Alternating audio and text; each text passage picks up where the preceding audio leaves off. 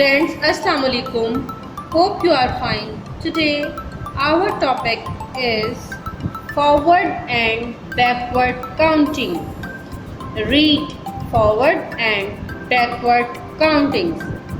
Now we read forward counting. 1, 2, 3, 4, 5, 6, 7, 8, 9, 10. Now we will read backward counting. 10, 9, 8, 7, 6, 5, 4, 3, 2, 1. Respected parents, please learn the forward and backward counting to your child. Take care. Allah Hafiz.